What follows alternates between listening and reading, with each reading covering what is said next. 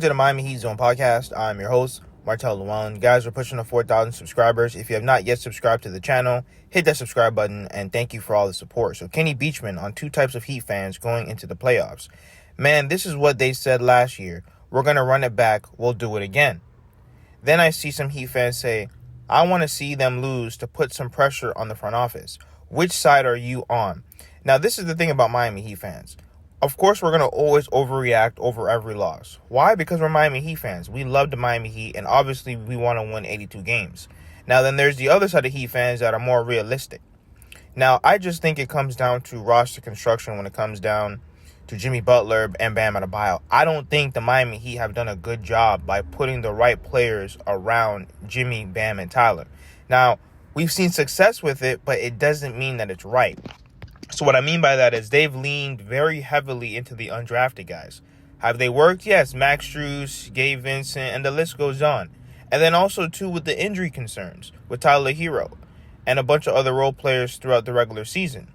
Now, one of my main things about the Miami Heat is if you know that Jimmy Butler is not going to play more than 50 games, you have to put the right players on the roster to help carry with Jimmy, Bam, and Tyler.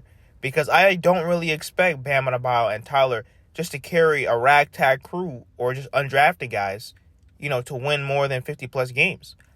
So when it comes down to Miami Heat fans, we really just have to be patient with this roster. I know that, at some points throughout the regular season, it just makes it seem like we're not going to win anything, but then they always surprise us when it comes close to this time. Playoff time is when it really comes down for the Miami Heat. I just don't like the whole thing where Miami Heat fans say, oh, well, we did it last year, we're going to do it again. Every year is different. I know that playoff Jimmy, this is the time where he really balls out.